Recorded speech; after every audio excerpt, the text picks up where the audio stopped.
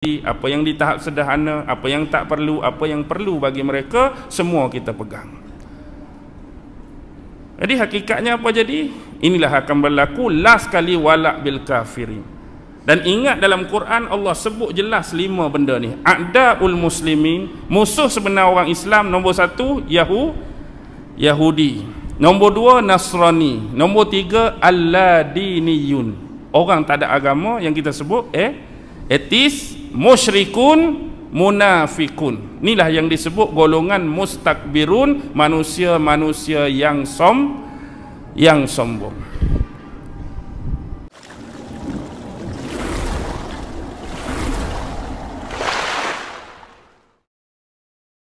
Bismillahirrahmanirrahim. Bila kita memperkatakan tentang agama kita, baik pada masa ataupun period kebangkitan nubuwah dan kerasulan Muhammad sallallahu alaihi wasallam, dan kita memperincikannya pada zaman khilafah ar-rasyidin, perincian pada zaman sahabat, perincian pada zaman dinasti-dinasti Islam, sampailah berakhir dan berkuburnya khilafah Islam yang terakhir pada bulan Mac 1924, dan seterusnya Islam yang berada pada zaman dan masa kita sekarang. Pastinya di sana banyak perbezaan-perbezaan, sama ada yang berkaitan dengan unsur akidah, yang berkaitan dengan unsur syariat, yang berkaitan dengan unsur ilmu dan sebagainya. Perubahan di sini bukanlah bermaksud perubahan sama ada pertukaran secara total ataupun mutlak, tetapi perubahan di sini bermaksud daripada segi pengamalan-pengamalan dan praktikal-praktikal yang ada sebahagiannya sudah banyak berubah daripada apa yang diamalkan pada zaman Rasulullah, zaman sahabat tabi'in yang kita kategorikan sebagai zaman keemasan Islam, dengan zaman yang kita ada dan kita punyai sekarang.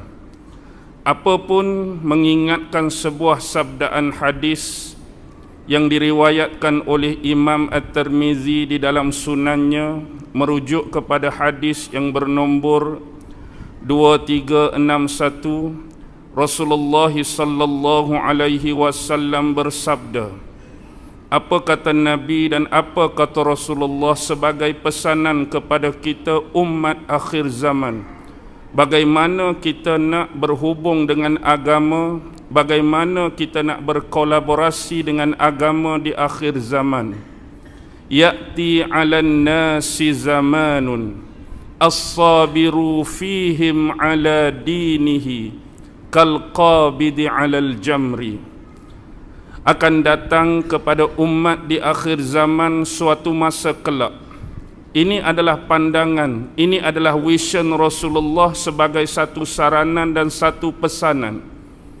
As-sabiru fihim 'ala dinihi, mana-mana manusia yang mampu bersabar untuk memegang agamanya, yang mampu bersabar untuk memegang ajaran-ajaran dan syariat-syariat agama, kal qabidi 'alal jamri, seperti menggenggam bara api. Ini adalah gambaran yang ditinggalkan oleh Rasulullah sallallahu alaihi wasallam kepada kita, suatu umat yang dinamakan sebagai umat akhir zaman. Kita nak mengamalkan agama hari ini, kita nak pegang agama hari ini, kita nak praktikkan agama hari ini, sama seperti umat Islam ni kena genggam bara api. Bila sebut bara api, sifat dia panas. Bila sebut bara api, sifat dia hangat. Bila sebut bara api, sifat dia membakar. Bila sebut bara api, sifat dia membara. Bahkan hari ini secara logika dan rasional, kalau kita berikan secara hakikat benda tu kepada tuan-tuan dan puan-puan hari ini, tak ada siapa pun yang sanggup pegang secara hakikat. ambil betul-betul bara api, letak atas tapak tangan kita. Hak panas-panas, sat lagi kalau kita pegang apa jadi, panas tangan kita, melepuh tangan kita, melecur tangan kita. Mungkin kita boleh pegang cuma beberapa saat, kemudian kita lepas. Sebab apa? Tak mampu nak tanggung bahang bara dia, tak mampu nak tanggung kepanasan bara api tadi. Panas sangat, jadi kita lepas dia. Jadi Rasulullah khabarkan kepada kita di akhir zaman ni kita pegang agama macam itulah. Siapa yang pegang sungguh-sungguh, maka dia akan mendapatkan kemuliaan dan kelebihan. Dan siapa yang tak bersungguh-sungguh, dia tak mampu nak laksanakan memegang agama dengan sebaik-baiknya, maka seperti yang kita sebutkan di awal tadi, ada sebahagian umat Islam akan lepas benda ni. Seperti panahnya mereka melepaskan bara-bara api tadi kerana tidak sanggup menanggung bebanan-bebanan, ujian-ujian dan musibah-musibah yang ada keterkaitan atas nama agama. Bila kita memahami ini dengan baik, sebenarnya bila kita melihat senario umat Islam dan permasalahan-permasalahan, sama ada dari sudut politik, dari sudut sosial, dari sudut akhlak dan moral, dari sudut pendidikan, umat Islam hari ini menerima banyaknya tekanan-tekanan, pressure-pressure yang menyebabkan kadang-kadang kita jadi ghalat, kita jadi rasa bermasalah, sedangkan hak kita nak amal, hak kita nak buat, hak kita nak praktik ni agama kita sendiri. Jadi seolah-olah jadi susah dah. Ada orang yang bagi tekanan, ada orang yang bagi pressure pada agama kita. Yang inilah yang akan berlaku di akhir zaman. Pesanan daripada Nabi supaya kita jaga sungguh-sungguh, supaya kita jaga kejap-kejap. Kerana apa? Kerana tekanan-tekanan yang diberikan kepada umat Islam hari ini, bila kita tak sanggup nak pegang bara api tadi, seolah-olah kita dah melepaskan tali yang mempunyai kaitan dan hubungan kita dengan Allah. Kita duk pegang satu tali lah ni yang menyambungkan tali ni antara kita dengan Allah. Satu perjanjian, satu akad, satu kebersamaan. Tapi kalau kita hari ini sanggup lepas tali ni, maksudnya seolah-olah kita dah tak mampu nak berhubung dengan Allah. Kita dah tak berkesanggupan untuk berhubung dengan Allah. Bila kita dah putuskan hubungan kita dengan Allah, automatik secara logika kita juga dah putuskan hubungan dengan Rasul. Kita dah putuskan hubungan dengan agama. Kita dah putuskan hubungan dengan syariat.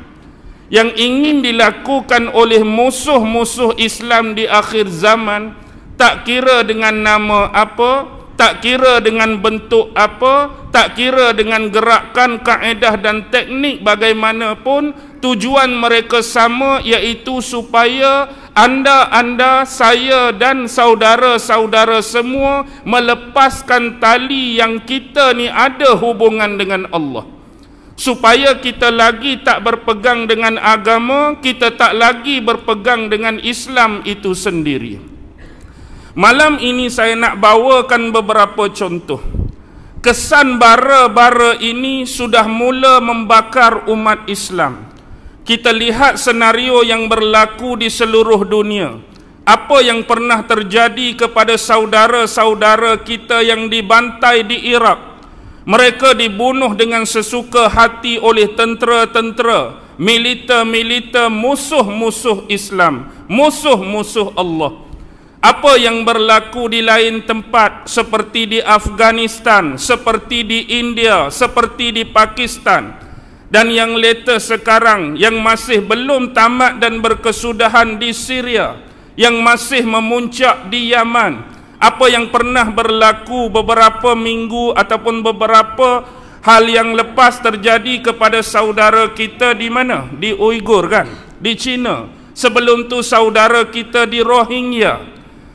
Inilah bebanan-bebanan yang terpaksa mereka tanggung. Bara-bara yang terpaksa mereka genggam dengan alasan hari ini kerana mereka beragama Islam dan berakidah Islam.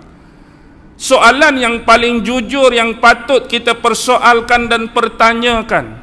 Dalam dunia hari ini yang serba-serbi mengangkat tema ilmu pengetahuan di tempat yang teratas, orang-orang akademik diangkat, disanjung dan diletakkan di tempat yang sepatutnya. Bagaimanakah manusia-manusia ini menggunakan akal dan pemikiran mereka dalam menyelesaikan isu-isu seperti ini? Apakah dosa dan salah orang Islam ataupun umat Islam sehingga selayaknya di mata musuh-musuh Islam mereka boleh diperlakukan dengan sesuka hati? Yang kita hidup hari ini jadi salah ke kalau kita ni orang Islam? Jadi salah ke kalau kita beragama dan berakidah Islam sampai kita ni orang nak tuduh penjenayah, sampai kita dituduh teroris, sampai kita dituduh dengan macam-macam labelan yang diberikan kepada semata-mata nak menunjukkan kepada keburukan dan kebobrokan Islam itu sendiri. Padahal pemahaman mereka tentang Islam itu sendiri amat jauh tersasar daripada apa yang mereka sangkakan. Jadi hari ini seolah-olah jadi orang Islam, jadi umat Islam di mata orang kafir sudah tidak selamat. Bukan sahaja tak selamat dari sudut kita nak menunaikan ibadah-ibadah dan amalan dalam agama kita. Dipersoalkanlah, diremeh-temehkanlah, disekatlah, diberi tekananlah. Bahkan lebih jauh yang berlaku kepada saudara-saudara kita hari ini, mereka diperlakukan di luar norma-norma batas kemanusiaan. Bagaimana cara mereka menghukum umat Islam hari ini adalah salah satu bentuk hukuman yang otak dan akal kita tak boleh nak fikir. Di zaman yang kita sebut sebagai abad milenium, di zaman yang serba-serbi canggih, di zaman sains dan teknologi yang begitu memuncak, bagaimana ada saudara-saudara kita yang dipukul, yang disebat, yang ditampak, yang ditendang, yang dicemeti, yang dibedal sesuka hati.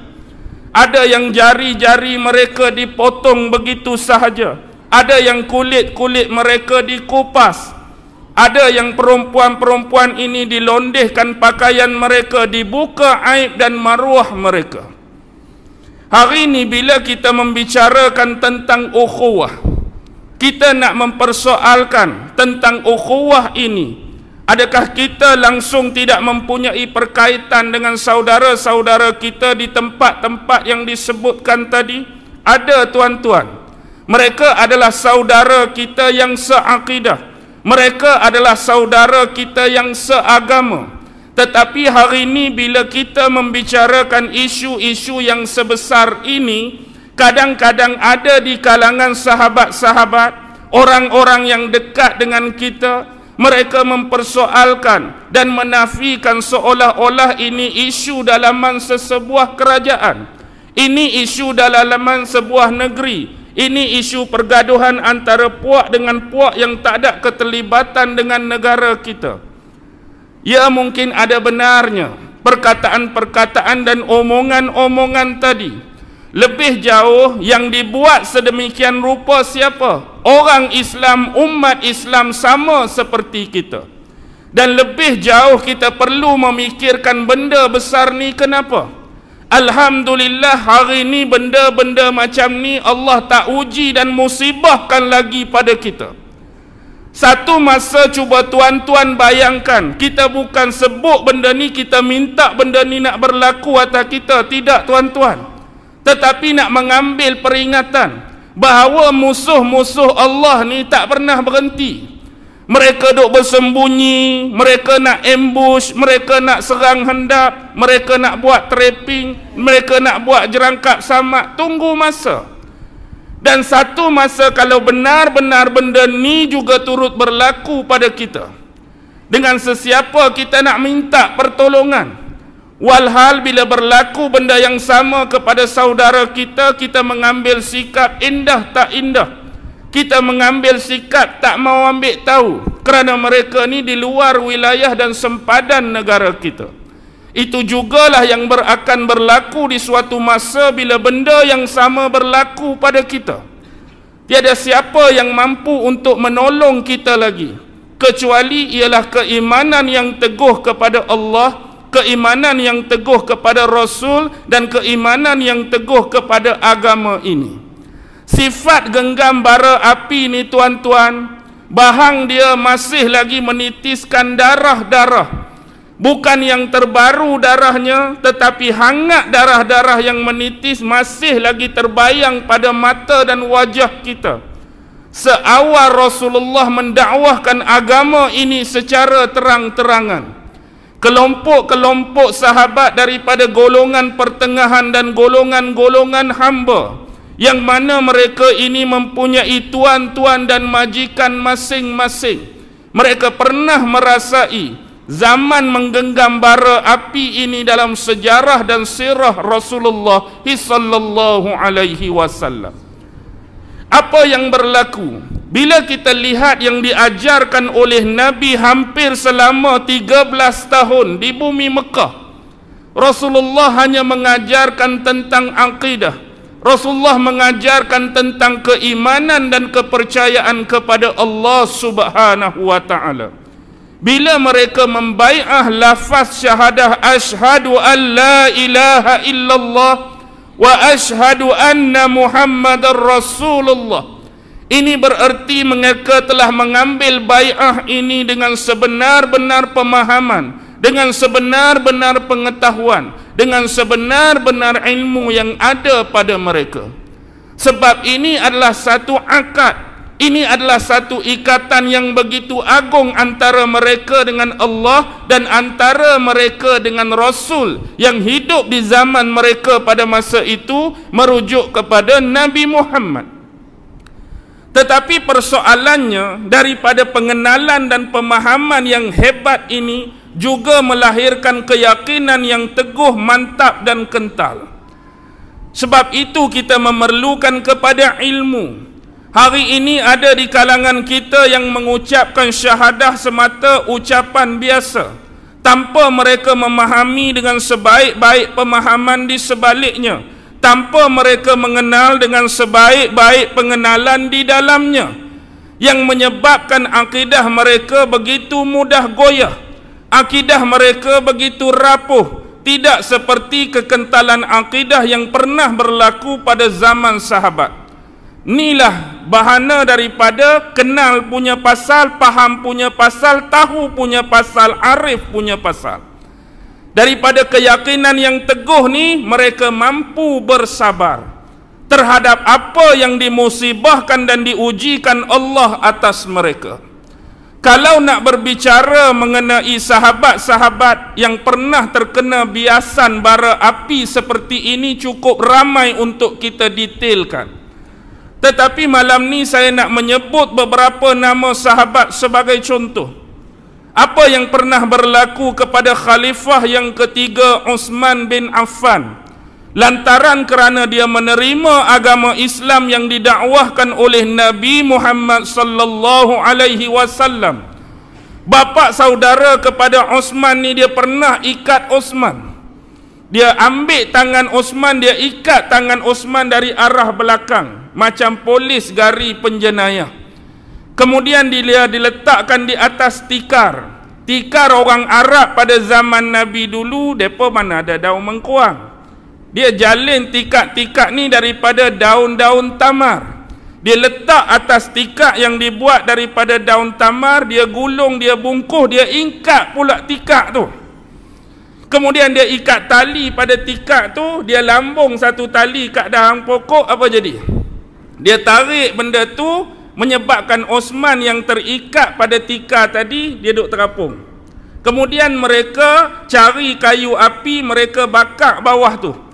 Bakar di sini bukan nak bakar dengan cara bakar api tu, bukan macam nak panggang. Tapi bila api ni padam, apa yang jadi? Keluar asap yang berkepul-kepul, yang menyebabkan pernafasan Uthman jadi sesak.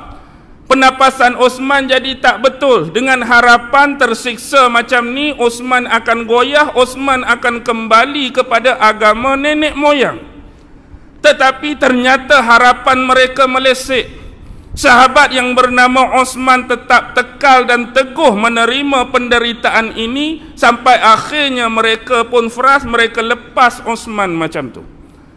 Apa yang terjadi kepada Mus'ab bin Umair yang pernah dipenjarakan oleh ibunya sendiri, direman, ditahanan di rumah sendiri, sampai bila dia keluar, apa yang jadi pada tubuh Mus'ab? Bersisik seperti sisik ular. Yang sebelum ni Mus'ab sahabat Nabi digambarkan, apa yang orang lelaki dambakan nak hari ni semua ada pada Mus'ab. Mus'ab ni seorang sahabat yang antaranya handsome, tampan wajahnya, digilai wanita, yang sentiasa hidup dengan pakaian-pakaian yang mewah, berwangi-wangian, anak yang dimanjakan dalam keluarga elit, keluarga bangsawan, keluarga kaya raya. Pendek kata, apa yang diminta, apa yang dipohon, semua dapat. Hari ini kalau tanya kita orang lelaki, semua yang kita nak tu semua duduk pada Mus'ab. Tapi sampai satu tahap, bila Mus'ab kembali menemui Rasulullah selepas mereka berhijrah ke bumi Habsyah, bila jumpa dengan Rasulullah dan sahabat, 3 kelompok sahabat terbentuk bila tengok Mus'ab. Sahabat tak sanggup nak tengok Mus'ab, sebab Mus'ab yang mereka kenal dulu dengan Mus'ab yang berdiri depan mereka ni tak sama sekali. Kelompok sahabat ada yang berpaling wajahnya. Sebab apa berpaling? Tak sanggup tengok Mus'ab yang ada depan mereka hari ini. Ada sahabat yang tundukkan wajah ke bawah sambil menangis. Ada sahabat yang tak tunduk, tak paling, tengok tapi pejam mata. Sebab yang mereka kenal dulu lain. Inilah kekuatan semangat, inilah kekuatan akidah yang ada pada seorang sahabat yang bernama Mus'ab, sanggup meninggalkan segala-galanya demi akidah dan kepercayaan dia. Bagaimana dengan sahabat seperti Suhaib bin Sinan Ar-Rumi? Suhaib bin Sinan dipukul bertalu-talu di antara leher dan belakang kepala sampai dia hilang ingatan. Bila dia bercakap, dia sendiri tak tahu apa yang dia cakap. Bila dia bercakap, dia sendiri tak tahu apa yang dia sebut. Di kemudian hari dia beroleh kembali ingatan dia. Tapi dia dipukul, dia disebat sampai jadi tahap macam tu, tuan-tuan. Bagaimana dengan Bilal? Apa yang dibuat oleh Bilal oleh tuan dia Umayyah bin Khalaf? Umayyah bin Khalaf ni seorang yang kejam. Dia pernah ikat Bilal pada tiang tamar, pada batang tamar, dicemeti, disebat, ditampak, ditendang.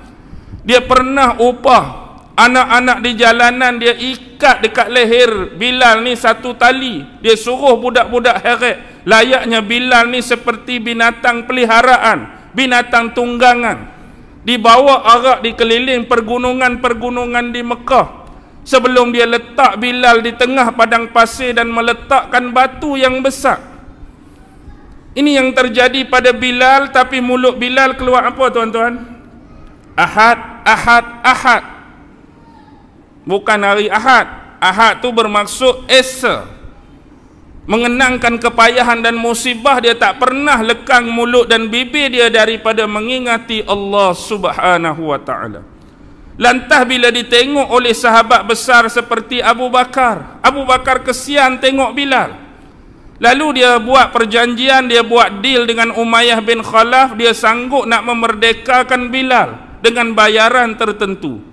Dalam sejarah ada 2 riwayat. Satu riwayat sebut dengan harga sebanyak 7 kirat, dan satu lagi sebut dengan harga sebanyak 5 kirat. Apa dia kirat? 1 kirat bersamaan dengan 12 dirham, tuan-tuan. 1 kirat 12 dirham. Kalaulah kita ambil riwayat 7, 12 kali 7, itulah jumlah bayaran. Bahkan Umayyah bin Khalaf minta lebih. Dia nak minta ganti seorang hamba lain daripada Bilal ni. Patut benda tu tak wujud, patut benda tu tak perlu diadakan. Contoh, bila kita dah bayar duit, automatik dia kena bagi Bilal, selesai. Tapi dia tak mau duit saja, dia nak duit dengan harga Bilal, kemudian ganti hamba lain bagi dekat dia, nak lebih-lebih. tapi diberikan juga oleh sahabat Sayyidina Abu Bakar semata-mata nak membebaskan Bilal.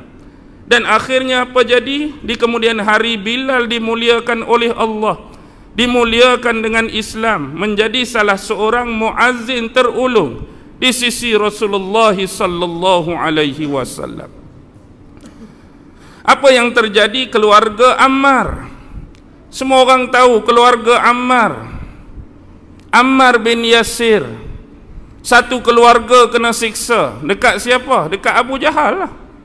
Abu Jahal bawa keluarga mereka pi tengah panas, kemudian diseksa sama seperti Bilal.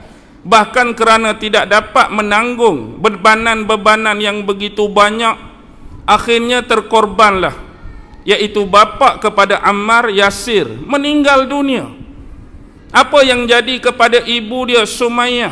Sampai Hijaz buat lagu kan, Sumayyah tu syahidah pertama dalam Islam. Bila dah masuk Islam, hak syahid mula-mula ni lah orang dia, Sumayyah, mak kepada Ammar, yang mana kematian dia akibat daripada apa? Tuan-tuan pernah tengok filem P. Ramlee tak? Filem P. Ramlee cerita apa? Yang P. Ramlee jadi aduka tu, cerita apa? Semerah Padi. Bila Normadiyah dalam cerita tu disabitkan kesalahan berzina dengan seorang lelaki, apa hukuman yang Normadiyah terima? Disula. Begitulah cara penyeksaan yang dibuat kepada mak Ammar, Sumayyah. Jadi sula daripada arah kubul dengan tombak sampai membenamkan masuk dalam perut dia sampai meninggal dunia. Begitu juga terhadap Ammar sendiri. Ammar pun kena siksa sampai Abu Jahal kata, aku akan lepaskan kamu, wahai Ammar, dengan syarat kamu pilih salah satu dari antara dua ni. Nombor satu, benda yang kamu kena buat untuk aku lepaskan kamu ialah kamu caci Muhammad. Kamu kata apa saja bentuk cacian, kata-kata buruk, kata-kata tak elok, kata-kata huduh dekat Muhammad, aku lepas kamu. Agak-agak dia nak buat tak? Dia bertahan, dia sabar, aku tak mau.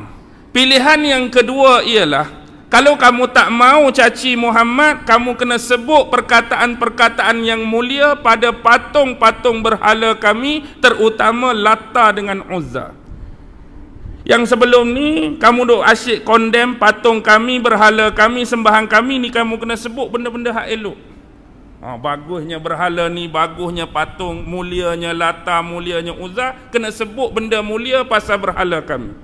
Dia sabar punya sabar, akhirnya apa jadi? Ammar sendiri tak mampu nak tanggung benda ni, sampai dia menyebutkan benda tersebut. Akhirnya dia sebut dalam keterpaksaan. Bila dia sebut dalam keterpaksaan, janji Abu Jahal apa tadi kalau buat? Lepaskan, dia dilepaskan. Dan hari-hari kemudian yang lain dia berlari kepada Rasulullah dalam keadaan menangis. Dia sebut benda ni depan Nabi. Dia kata dia buat semua ni kerana tidak dapat menanggung penderitaan dan penyiksaan, dan dia sebut benda ni pun kerana terpaksa. Sebab tu turun surah An-Nahl. Siapa yang menyebutkan, siapa yang beriman dan selepas tu dia menyebutkan benda-benda kekufuran, apa akan jadi?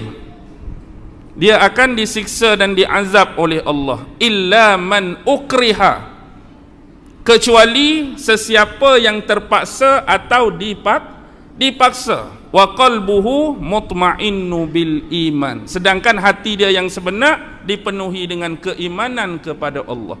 Jadi ayat ni turun sempena kes Ammar bin Yasir tadi. Dia sebut tu bukan kerana betul-betul, bukan kerana hakikat, tapi kerana dipaksa dan terpaksa. Itu yang berlaku. Begitu juga dengan sahabat seperti Khabbab bin Arith, ataupun setengah orang sebut Khabbab bin Aras, juga dipukul macam-macam sampai hilang ingatan. Ada sahabat yang bernama Aflah, juga dibuat benda yang sama, panjang. Orang lelaki, orang perempuan tak ada ke? Dalam sejarah ramai orang perempuan menerima penyiksaan dan penindasan yang sama. Carilah nama-nama ni, carilah orang yang bernama Zunairah, carilah An-Nahdiyah, carilah Ummu Ubais, carilah seorang perempuan daripada suku Mu'ammal, daripada Bani Adi. Siapa yang seksa dia? Tokoh Bani Adi yang terkenal, sahabat Nabi, khalifah kedua sebelum dia Islam. Siapa? Umar bin Al-Khattab yang seksa wanita ni. Ni zaman jahiliah dia, belum lagi dia masuk Islam. Ramai juga wanita-wanita tersiksa. Nak abaknya bab genggam bara api ni, sahabat dan sahabiah masih mendahului kita. Tetapi dalam mana-mana rekod yang disiksa, yang ditindas, yang dizalimi ini, adakah mereka pernah menukar akidah mereka? Hak mana sampai pengsan, hak mana sampai teruk-teruk, hak mana sampai hilang ingatan, akidah mereka tak pernah goyah.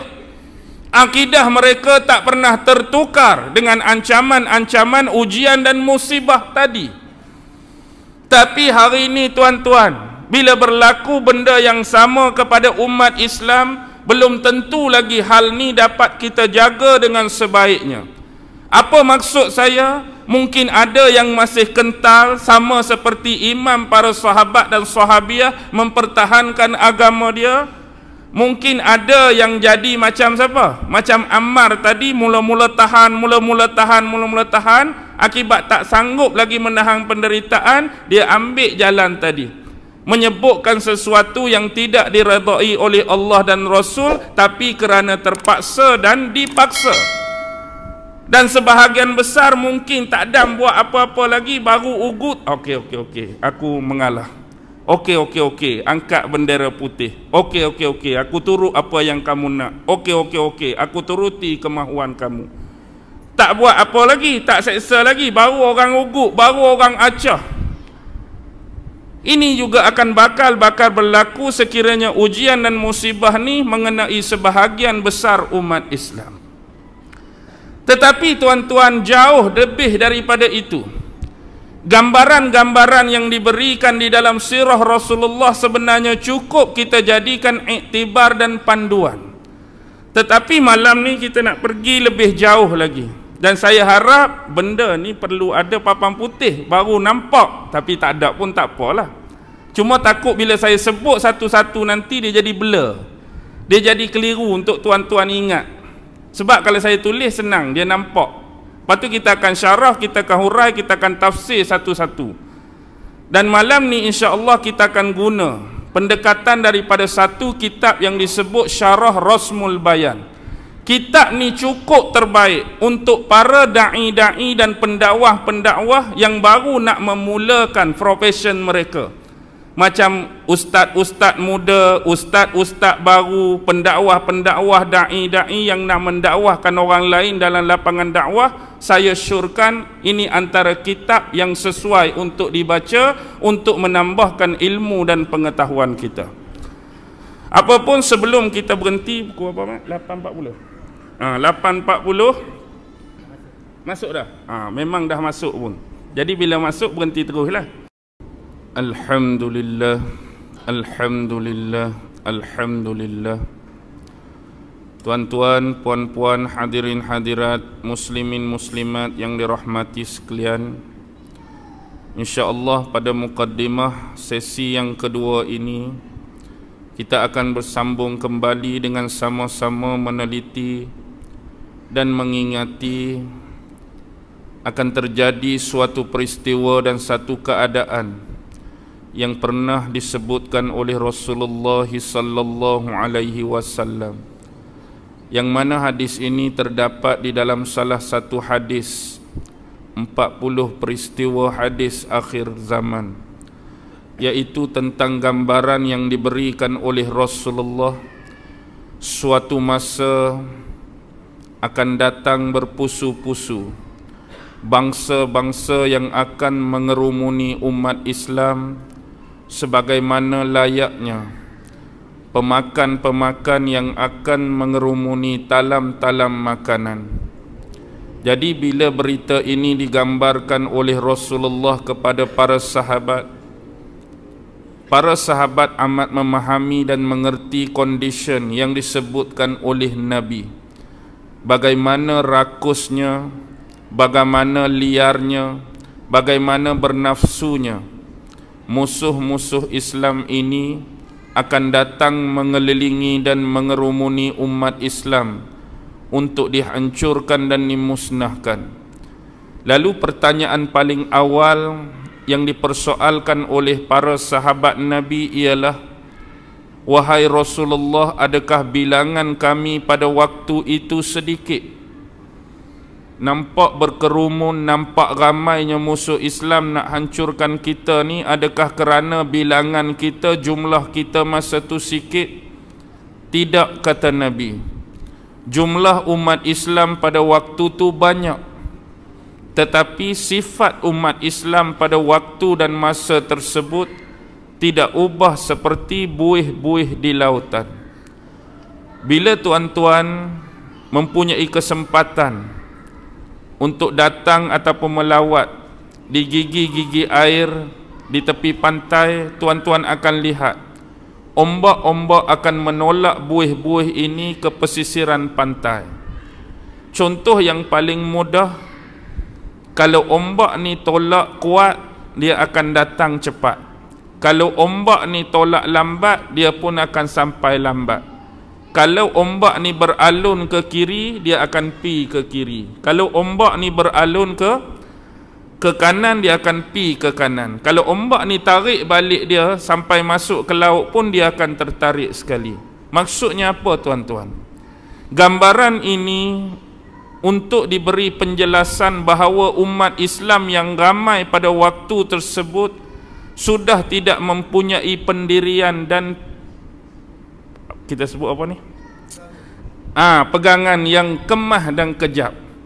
Maksudnya orang boleh bawa pi belah kiri, orang boleh bawa pi belah kanan, orang boleh tonyoh kok belakang, orang boleh tolak kok depan.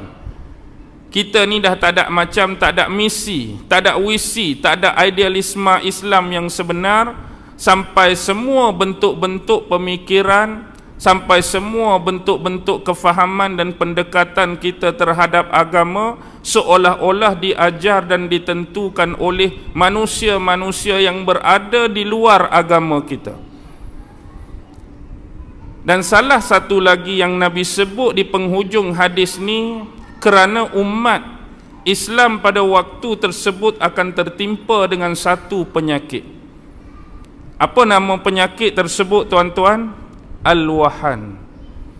Al-wahan dalam bahasa Arab dari segi bahasa ialah lembek, lemah, tak ada kekuatan. Tapi dari sudut pemaknaan yang sebenar, apa yang disebutkan oleh Nabi dengan al-wahan? Hubbud dunya wa karahiyatul maut. Cintakan dunia dan bencikan kematian. Inilah penyakit yang akan terkena pada umat Islam di akhir zaman, iaitu cinta kepada dunia dan mereka membenci kematian. Tuan-tuan dan puan-puan, bila sebut perkaitan tentang dunia, bila sebut dunia, tergambar paling awal ialah harta benda yang kita punyai dan kita miliki. Sama ada rumah, sama ada kereta, sama ada bangunan, aset tu, aset ni, property tu, property ni, kita panggil sebagai dunia. Dalam agama kita, Islam sebenarnya tidak menjadi kesalahan untuk kita mencari dan mengejar keduniaan. Kerana kita hidup atas dunia, kita memerlukan sarana-sarana dunia ini untuk meneruskan legasi kehidupan kita sebagai pemudah caraan kita. Kita hari ni nak pergi mana jauh-jauh? Nak jalan kaki ke nak naik kereta, tuan-tuan? Kita nak naik kereta, tak salah pada kereta tu. Kita hari ni nak berteduh, takut kena hujan, takut kena panas, kita duduk dalam rumah. Hak panas pula, kita pasang kipas, kita pasang aircon. Dia tak salah semua benda tu. Yang jadi salah bila kita letak semua benda tu di sini. Kita nak guna dunia sekadar nak melengkapkan kehidupan kita. Bukan dia tu kita nak letak di hati, kita nak sayang sungguh-sungguh, kita nak bawa sampai mati. Yang jadi masalah hari ni, kebanyakan umat Islam dan juga turut dibimbangi diri saya sendiri terkena penyakit ni, iaitu bila kita cari harta banyak-banyak yang sebenarnya dibolehkan dan diharuskan dalam agama, kita letak semua benda tu di sini. Yang menyebabkan tempat di sini yang sebenar apa? Tempat yang sebenar di sini ialah mengingati Allah, mengingati Rasul. Tempat-tempat untuk kita mengasihi dan menyayangi agama, kita letakkan benda ni sekali dengan apa yang disebutkan di depan tadi. Yang menyebabkan bila di sini tempat dia akan dikasihi, dia akan disayangi. Kita nak jaga betul-betul, kita nak peluk betul-betul, kita nak dakap betul-betul. Bila terlampau kuat kasih sayang terhadap dunia, yang akan jadi ialah kita akan terlampau mencintai dia sehingga akan begitu sukar untuk melepaskan hati, jiwa dan perasaan kita terhadap dia. Bila orang dah terlampau cinta pada dunia ni, kalau boleh dia nak mati ke nak hidup? Oh, nak hidup lah. Kalau mati tak boleh nak gunalah semua hak duk cari selama ke ni. Kalau kita mati tak boleh nak pakailah hak kita duk cari bertimbun-timbun, beribu-ribu tadi. Jadi biasa bila orang start mula cinta dunia, dia akan rasa galak pada kematian. Dan akan mula terbit pemikiran-pemikiran macam ni. Kalaulah umur aku 100 tahun lagi pun best. Kalau Allah sambung lagi beberapa puluh tahun, bagusnya. Sebab apa dah jadi macam ni tuan-tuan? Sebab sayang dah nak tinggal harta benda tadi. Sebab kalau kita mati, kalau kita meninggal, siapa akan guna pakai semua ni? Padahal hak kita nak tinggal tu pada bini kita. Hak kita nak tinggal tu pada anak-anak kita. Hak kita nak tinggal tu pada waris-waris yang berhak untuk difaraidkan harta-harta kita. Tapi yang jadi payah kerana apa? Kerana kita cari penat-penat, Allah nak tinggal ke orang pula. Kita cari letih-letih, nak tinggal ke orang pula. Kita pun dah di penghujung usia, baru nak menikmati kadang-kadang benda macam ni. Dulu duk pakai kereta buruk, kereta cabuk, umur-umur macam ni baru boleh pakai hak selesa besar sikit. Duk 2 hari beli kereta baru, meninggal. Duk di hospital tu Allah, baru 2 hari masuk uat pula, tak boleh nak naik, tak boleh nak tu, tak boleh nak tenyih, tak boleh nak gonyoh, tak boleh nak uat, tak boleh nak lap. Duk teringat ke harta, duk teringat ke duit, sampai mati pun kita bawa lagi unsur-unsur dunia bersama dengan kematian kita. Ya benar tuan-tuan, bila ini berlaku manusia akan goyah. Jadi mereka tak mau mati. Kalau boleh hidup selama-lamanya lagi bagus. Kalau dulu musuh-musuh amat menggeruni dan takut kepada umat Islam dalam konsep jihad yang terkait dengan unsur peperangan, apa dia? Sebab umat Islam dulu bila mereka masuk dalam alam peperangan, dalam bab militer, dalam bab jihad, apa yang mereka cari daripada unsur dan konsep jihad? Mati syahid. Mereka nak syahid, mereka menginginkan syahid. Mereka kalau boleh pi ni tak balik dah. Kalau boleh pi ni Allah matikan mereka dalam keadaan syahid, sedangkan musuh-musuh Islam jadi gerun kerana mereka mencintai kehidupan. Kita nak lawan satu manusia yang jenis tak takut mati ni. Kita nak lawan manusia yang bila dia masuk dalam perang ni, kalau boleh dia tak mau balik ni. Jadi mereka gerun dengan akidah-akidah dan kepercayaan-kepercayaan yang dipunyai oleh tentera-tentera seperti ini. Sedangkan mereka masuk dalam bidang peperangan, dalam bidang militer, mereka mengharapkan kehidupan. Balik dalam keadaan hidup, balik dalam keadaan tak kena jerangkap sama, balik dalam keadaan tak kena ambush, balik dalam keadaan anggota tak cacat, balik dalam keadaan anggota tak kena potong, tak kena kerat. Mereka rasakan kalau terkena benda-benda tadi adalah salah satu bentuk musibah dan penyesalan dalam hidup mereka. Dan kadang-kadang mereka sendiri tidak ada vision dan tujuan peperangan hanya kerana diarah semata-mata. Siapa yang arah mereka berperang? Pimpinan. Siapa yang mengarahkan mereka berperang? Ketua negara. Walaupun sendiri mungkin tentera-tentera itu tak menginginkan sekalipun peperangan dalam hidup mereka. Tapi kerana diarah, kerana dipaksa untuk menaikkan legasi negara, untuk naikkan nama raja, untuk meluaskan tanah jajahan, memperluaskan wilayah dan sebagainya, mereka tadi digunakan. Ini yang berlaku, dan akhirnya mereka gerun dengan grup-grup seperti ini. Dan ingat pesanan ni, pesanan Saidina Umar inilah diguna pakai oleh musuh Islam hari ini, bagaimana nak bagi tekanan pada kita. Apa yang Umar pernah sebut semasa hayatnya? Ketahuilah, sesungguhnya kita ini adalah suatu umat yang dibesarkan dan dimuliakan oleh Islam. Tetapi sekiranya kita mencari selain daripada kebesaran dan kemuliaan Islam, pasti Allah akan menghinakan kita. Kita hari ini jadi macam ni sebab Allah muliakan kita dengan agama. Allah muliakan kita dengan akidah Islam. Tapi kalau satu masa kita cari kemuliaan lain selain daripada Allah, kita cari selain daripada Rasul, kita cari selain daripada Islam, pasti Allah akan menghinakan kita. Tapi kalau tanya rata-rata umat Islam pun, mereka akan cari dah kemuliaan selain daripada agama, tuan-tuan. Tuan-tuan tak akan cari. Itulah jawapan yang saya nak dengar, itulah jawapan yang pasti saya terima. Tanya pada sesiapa pun, tuan-tuan nak cari tak selain daripada Allah? Tak akan. Selain daripada Nabi dan Rasul? Tak akan. Selain daripada agama ini? Tak akan. Tuan-tuan tak akan. Musuh Islam akan. Tuan-tuan tak mau tukar, musuh Islam mahu tukar. Jadi dia ambil frasa ini, sekiranya kita cari selain daripada Allah, Rasul dan agama, pasti kita akan dihinakan. Yang ni mereka nak. Umat Islam terhina. Umat Islam akan mereka bunuh. Umat Islam mereka akan rosakkan dan musnahkan semahu-mahunya. Maka mereka perlu merancang strategi-strategi yang ampuh, strategi-strategi yang penting, strategi-strategi yang kuat, bagaimana nak menjayakan misi menghinakan umat Islam dan menjauhkan mereka daripada Allah, Rasul dan agama.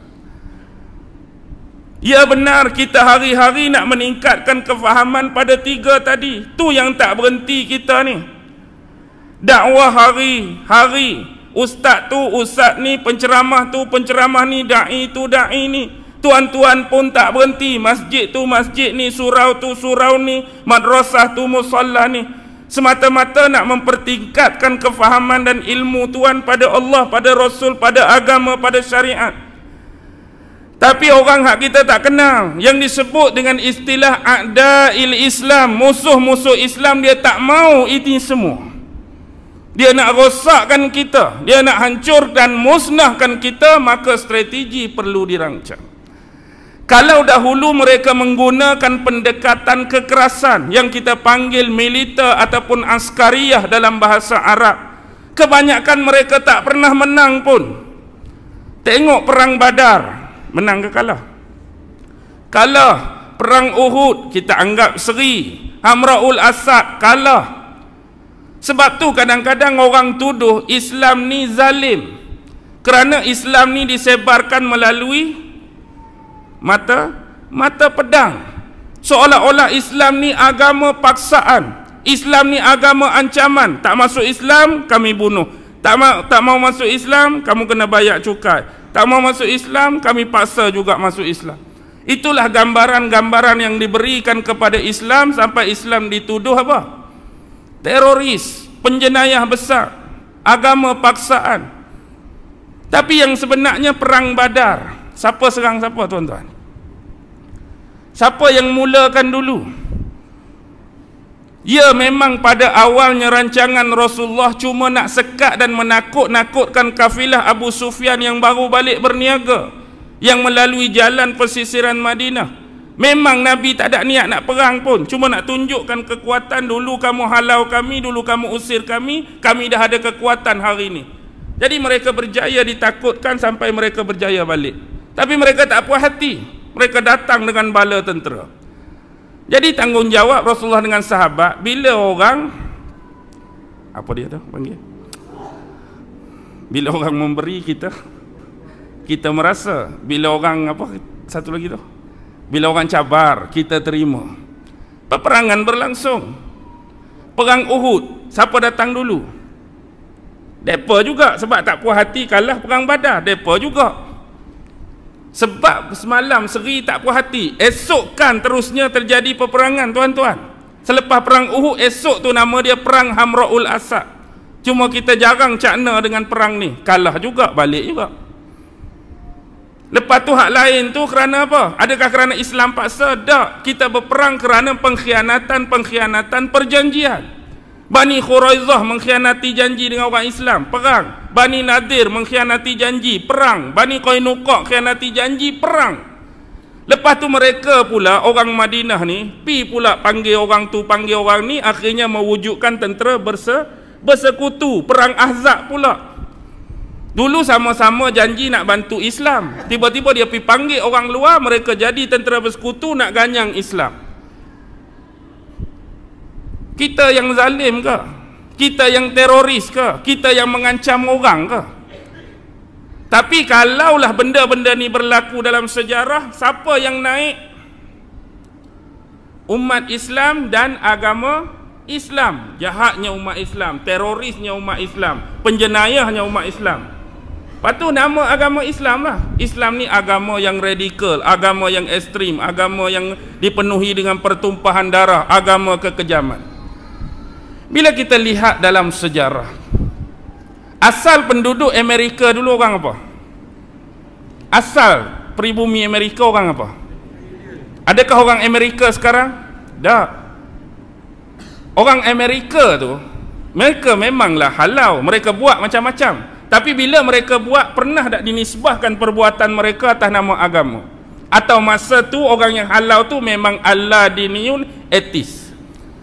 Tuan-tuan rasa orang yang buat dekat orang Red Indian masa tu, mereka tak ada agama ke? Mereka ada agama tetapi agama tu tak diangkat. Mereka etis ke? Mereka Kristian masa tu? Tak ada agama ke Kristian tuan-tuan? Kristian. Tapi naik tak nama tu? Tak naik. Masa pribumi Australia dibuat benda yang sama seperti Red Indian, yang jadi hari ni Mak Saleh Australia, benda sama. Tapi bila mereka buat, naik tak nama agama mereka? Tak naik.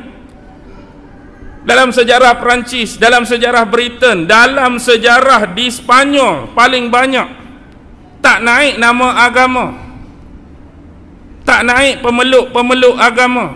Tapi hak mana laginya kejam sebenarnya? Adakah Islam saja bila berlaku pada orang Islam kita nampak kejam? Bila mereka buat, langsung ditutup sejarah. Bila kita buat, naik nama umat Islam. Bila kita buat, naik nama Islam. Bila mereka buat, dia sebutlah sifat-sifat kemanusiaan, kebebasan, perjuangan, pengorbanan. Agama mereka timbun rapat-rapat. Ni berlaku.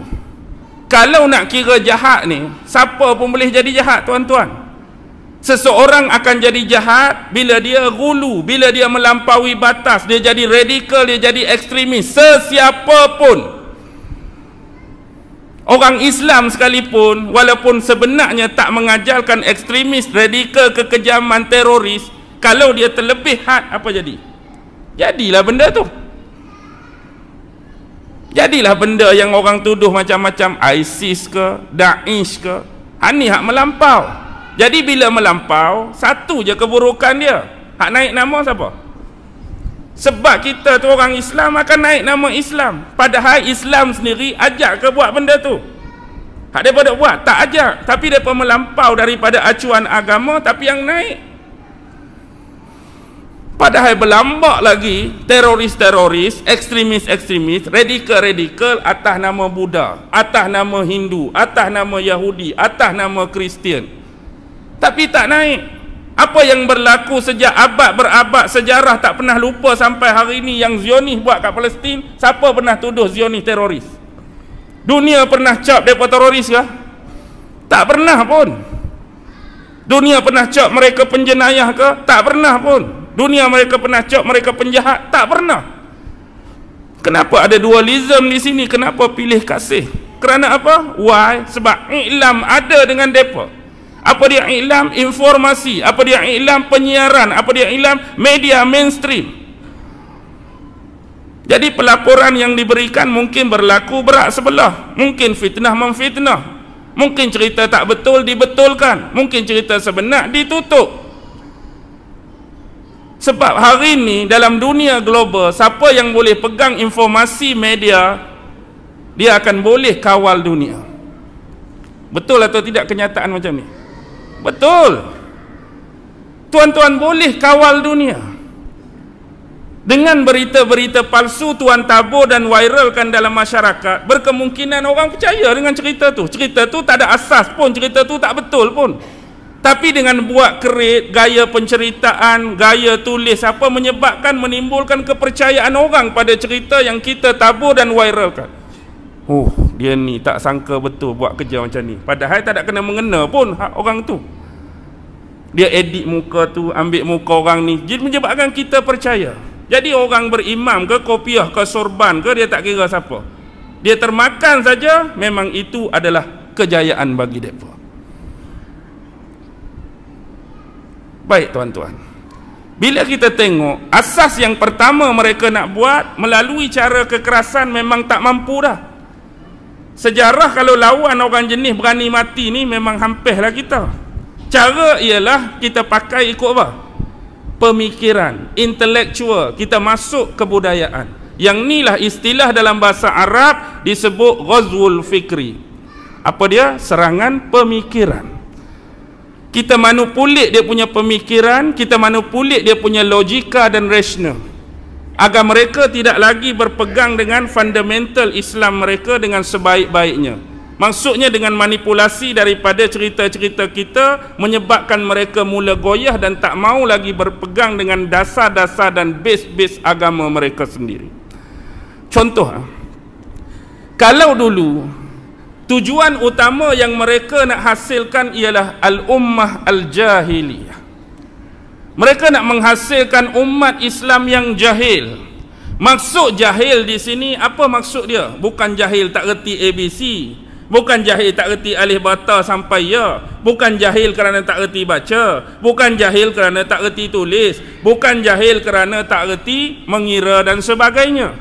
Tetapi apa yang mereka nak dalam definisi jahil di sini ialah segala ilmu-ilmu, informasi dan maklumat serta pengetahuan yang ada dalam dunia hari ini mengikut ketetapan disiplin-disiplin, core tu dipegang oleh mereka. Mereka duduk pada kedudukan teratas. Maksudnya kalau kita nak mempelajari sesuatu ilmu tu, kita duduk bawah mereka. Kita kena tanya pasal mereka. Kita kena belajar dengan mereka. Kita kena ikut formula mereka. Kita kena ikut rentak mereka. Dan cara untuk menjahiliahkan umat Islam dulu mereka rangka 3 kerangka yang cukup besar. Dan ini akhirnya berjaya. Yang pertama mereka masuk bab siasah. Apa dia siasah? Politik. Maksudnya hari ini kita berpolitik cara barat, cara demokrasi, cara sekular atau cara Islam? Jawab jujur tuan-tuan. Tuan-tuan tahu jawapan dia. Hari ini kita kena ikut rentak dia, dia ikut rentak kita tuan-tuan. Kita ikut rentak dia. Kita ikut rentak dalam keterpaksaan. Walaupun kita tahu itu palsu, kita tahu itu batil. Tapi kita ikutlah semata-mata atas nama demokrasi, atas nama pilihan rakyat. Tapi kita tahu di bawah atas nama demokrasi, pilihan rakyat, keterbukaan, ketelusan, semuanya tidak menjaminkan apa-apa. Kecuali banyak di dalamnya yang menghancurkan sendi-sendi dan base-base Islam itu sendiri. Bila mana kadang-kadang yang sepatutnya menjadi harapan dan terangkatnya pemimpin di kalangan manusia-manusia yang beriman dan bertakwa. Tapi hari ini, adakah level dan legasi itu menjadi taruhan paling atas? Tidak. Hari ini yang jadi taruhan paling atas, dikenali mungkin. Ada nama dalam masyarakat mungkin. Selalu bantu orang tu orang ni sikit-sikit mungkin. Tu je. Lepas tu diangkat. Tapi takwanya dia tak diambil kira, berimannya dia tak diambil kira. Benda-benda yang menjadi asas pelantikan seorang mimpin dalam agama fail. Yang kedua, al-askariyah, militer, ketenteraan. Hari ini melalui ilmu-ilmu yang mereka dapat, yang mereka ambil daripada pelajar-pelajar dan student yang mereka hantar pada zaman Dark Age. Tuan-tuan, dulu Eropah, dulu Barat, zaman Dark Age, zaman kegelapan. Mereka menjadi pelajar, mereka menjadi student, mereka menjadi murid dinasti Islam. Sama ada di Baghdad, sama ada di mana? Di Andalusia, sama ada di Osmania. Tetapi mereka bekerja keras, sungguh-sungguh bawa balik ilmu ni dan mereka renovate dan inovasikan balik. Last sekali mereka menjadi pencipta-pencipta kepada alat-alat logistik dan ketenteraan yang jauh lebih hebat daripada kita. Kita hanya jadi hari ni pembuat ke pembeli? Kita jom beli lah. Orang kata 5 juta, 5 juta lah kita. Orang kata 1 bilion, 1 bilion lah kita. Orang kata besi buruk saja, tak boleh guna, belilah juga. Dah tak reti nak buat, tak reti nak handle. Kita bukan kadang-kadang tak reti, tapi kadang-kadang kita tak mengambil berat dalam unsur-unsur macam ni. Tak diberikan pattern-pattern dan kepercayaan untuk menguruskan benda ni. Kita berasa benda lain lebih besar daripada benda-benda ni. Sedangkan dalam Islam menyebut antara yang menjadi keperluan dalam negara ialah sistem pertahanan dia. Sebab kita tak tahu apa nak jadi kan. Kena ada kereta kebal, kena ada bom, kena ada pelancar roket, kena ada kapal terbang, kena ada helikopter, kena ada jet pejuang. Jadi kita hari ni bukan buat sendiri, tapi beli hak orang. Kita hanya jadi pemesan, kita hanya jadi pengorder saja. Yang hantar orang ni hantar, orang ni hantar, orang ni hantar. Kadang-kadang mereka jadikan benda ni sebagai satu bisnes, bukan satu keperluan. Kita orang Islam melihat dia satu keperluan untuk kita defend agama kita, defend umat Islam. Benda-benda ni jadi penting. Tetapi musuh-musuh Islam menjadikan barang ni barang dagangan. Melalui politik, mungkin mereka boleh caturkan dua negara Islam biar bergaduh, biar bertelagah, yang akhirnya dua negara Islam ni akan bertempur, akan berperang. Masalah politik ke, masalah apa ke yang menyebabkan perlunya penggunaan senjata ni. Nak buat tak reti, akhirnya hang belilah ngaku. Hak ni pun dia jual, hak ni pun dia jual. Hak berperang siapa? Orang Islam. Hak mati orang Islam. Hak tertipu orang Islam. Dia jom buat kacau, dia jom buat fitnah, dia yang dapat untung dan laba. Cerdik tak? Cerdik tak? Cerdik. Kita orang Islam boleh buat tak benda macam ni? Boleh. Tapi jangan salah anggap, boleh di sini kalau kita nak buat sama seperti dia boleh. Kalau kita nak buat jahat kat orang, tapi agama tak ajak, tu je yang kita lapik lah ni. Jenis buat jahat kat orang, agama tak ajak. Fitnah orang, agama tak ajak. Tipu orang, agama tak ajak. Mengacung orang, agama tak ajak. Kes agama larang, kes agama tak setuju, yang jadi kita duk jadi baik macam ni. Orang je tak berhenti buat kat kita. Kalau kita nak buat boleh. Nak tipu kafir, nak racun kafir, nak fitnah kafir, tapi Islam tak ajak benda macam tu. Sebab kita ni nak menghasilkan manusia yang baik, manusia beriman, manusia soleh, manusia berakhlak. Kalau kita orang Islam juga buat benda yang sama, apa yang jadi tuan-tuan? Yang tu yang mereka nak sebenarnya. Mereka boleh label macam-macam. Penjenayah, teroris, radikal, ekstremis, dan satu lagi mereka akan angkat agama tadi kalau kita terlajak. Bila kita terbuat benda-benda hak agama larang, bila kita terbuat hak agama tak suruh, apa yang lebihnya agama yang kami pegang dengan kamu Islam tu? Kamu kata Islam bagus, Islam ni tengok apa yang orang kamu dah buat. Bom sana, bom sini, tembok sana, tembok sini, letup sana. Baikkah Islam ni? Mereka akan gunakan benda-benda tadi untuk hujum dan jatuhkan agama kita. Yang ketiga agak-agak apa tuan-tuan? Masuk politik, ketenteraan, satu lagi paling penting, iktisadiyah, ya, ekonomi. pegang ekonomi negara tersebut. Biar ekonomi negara tersebut kena ikut arahan dan rentak kita. Maksudnya, tuan-tuan, dulu politik imperialisme dulu dia buat sistem macam ni. Sebab tu mereka datang dengan 3G. Apa dia 3G? God, Gold and Glory. God tu melibatkan keagamaan, Gold ekonomi, Glory politik. Kejayaan mereka dah tu. Tu imperialism. Mereka masuk sebenarnya untuk apa? Untuk missionary, untuk kristiankan orang Islam. Kemudian yang kedua, mereka nak kuasai ekonomi orang Islam. Yang ketiga, mereka nak menguasai politik dan kepimpinan orang Islam. Bila tiga ni dapat habis, tuan-tuan. Yang tinggal apa? Spender lah.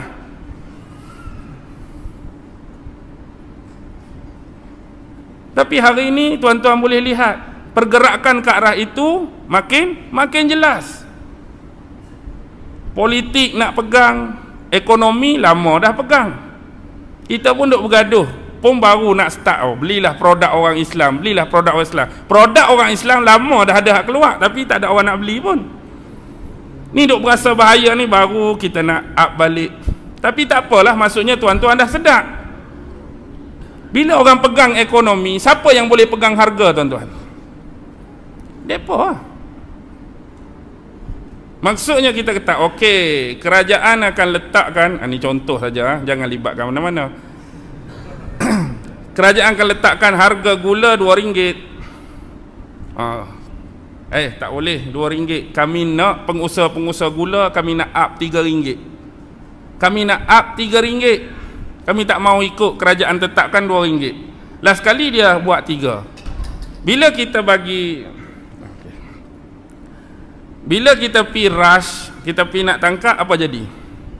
Apa nak jadi? Ada sebahagian jawapan dia apa, tuan-tuan? Allah, kami nak up sikit dari RM2 ke RM3 pun tak boleh. Dulu masa pilihan raya, siapa yang bagi bantuan kewangan? Siapa yang tolong parti kamu? Siapa yang push up ni? Maksudnya nak tolong kami hanya dengan harga RM1 pun tak boleh dah. Tuan-tuan nampak tak tu? Hak ni tak boleh jual, hak ni boleh jual, hak ni tak boleh, hak ni tak boleh. Ni timbul isu apa 2-3 hari ni, tuan-tuan?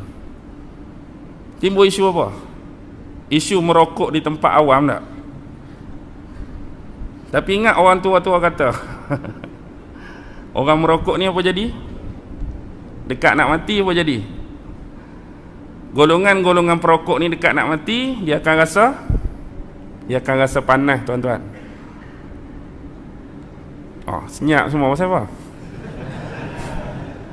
Golongan-golongan perokok dekat nak mati, dia akan rasa panas. Risau semua dah orang tua sebut. Sebenarnya orang tua acah, orang tua berlawak dengan kita.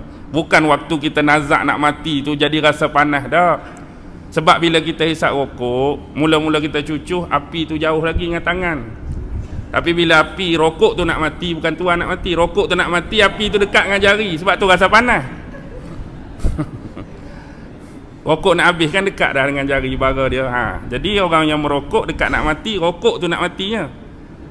Sebab tu tangan kita rasa panas. Dia bimbang dah, takut dia betul-betul rasa panas. Orang tua kan, dia nak larang anak dulu, dia berkias, dia berlapik, biasalah. Baik, kadang-kadang saya setuju. Kadang-kadang saya duk baca juga dalam FB tu, terutama ayahanda punya komen lah. Seronok baca ayahanda punya komen ni. Ayahanda mana? Ayahanda Rani Kuluk lah. Kan ada satu gambar tu, betul ke tak betul penguat kuasa tu, ramai kan duk tunggu kat satu kedai. Jadi komen tu ikut dalam baca tu lah, betul ke tidak, wallahualam lah. Dia kata kalau bab nak menguatkuasakan, nak tangkap orang yang isap rokok, nak rah orang rokok, segala mak nenek turun penuh kedai kan. Tapi waktu harga barang naik, seorang pun tak ada. Maksudnya nak picit kedai-kedai, hak ni penaik harga ke, hak ni naik harga, tak ada orang nak turun. Tapi bab rokok ni penuh. Sama macam hak kes ada lemas, kes mati lemas dulu. Bila ada orang wawancara, dia kata apa? Dia kata ayah boleh menyelam 2 jam kan. 2 jam dia boleh menyelam. Jadi bila orang tanya tak pakai apa? Tak pakai ni, tak pakai oksigen. Betul, tak pakai oksigen. dia boleh menyelam 2 jam. Lepas tu orang tanya nak buat macam mana nak menyelam 2 jam. Kebetulan memang dia pakai jam tu 2. Jadi ayah cuma menyelam. Menyelam 2 jam. Sebab jam ni bukan 2 jam masa tu. Jadi menyelam je bangun 2 jam lah sebab dia pakai 2 jam. Kadang-kadang tu ya kita nak baca pun bukan nak sangat tu benda tu, nak tengok benda-benda hak lucu tu tak. Tak apalah.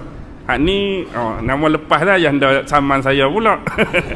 Ikut dia lah. Hak ni kita kata tak ada apa. Kita nak cakap benda-benda macam ni, kita kena beri perhatian. Baik. Bila melihat kepada benda-benda ni, antara rancangan-rancangan mereka, agenda mereka apa? 5 benda penting ni ambil perhatian tuan-tuan. 5 benda penting ni ambil perhatian. Pertama, target mereka ialah ifsadul akhlak. Orang belajar bahasa Arab, apa dia fasad? Merosakkan akhlak. Akhlak siapa yang mereka nak rosak ni? Akhlak orang mereka ke akhlak umat Islam? Akhlak orang mereka dah lama rosak dah. Walaupun mereka menisbahkan diri mereka atas agama apa sekalipun, sebab mereka dah tak ikut kitab asal daripada agama mereka. Kitab-kitab mereka yang mereka pegang hari ini dah diubah, dah diselewengkan, dah disembunyikan sebahagian ayatnya. Mereka dah lama rosak. Tujuan lagi mereka nak merosakkan kita. Cara mereka nak merosakkan umat Islam macam mana? Ada satu kongres missionary tahun 30-an. Bangun seorang pemuka Yahudi. Tuan-tuan tentu kenal Samuel Zwimmer kan? Pernah dengar nama ni? Tokoh missionaries. Samuel Zwimmer ni dia ada satu aliran yang disebut Zending yang dia pegang. Dia agak keras sikit. Jadi bila dia sebut dalam kongres missionary ni, apa yang orang-orang Kristian dan missionary ni patut buat ialah bukan tugas utama kita nak mengkristiankan orang Islam, tu bukan tugas utama.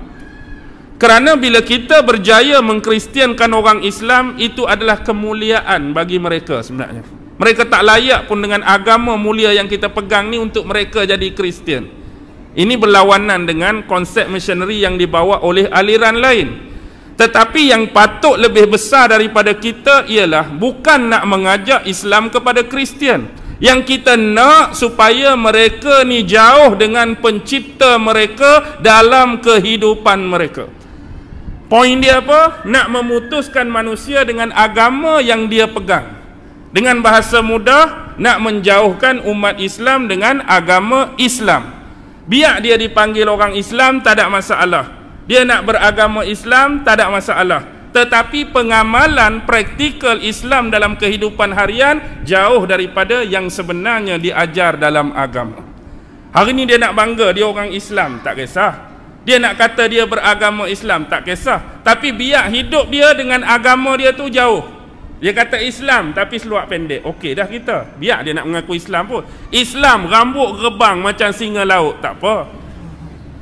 Islam tapi minum arak. Dia nak mengaku Islam pun bila dia dah tahap minum arak, okey dah bagi kita. Dia Islam berjudi, go on lah. Dia nak mengaku Islam, dia buat dosa tu buat dosa ni, tu dah dianggap berjaya bagi kita. Walaupun dia mengaku berislam, nisbah diri dia atas Islam, tapi hidup dia dah jauh daripada pengamalan Islam yang sebenar.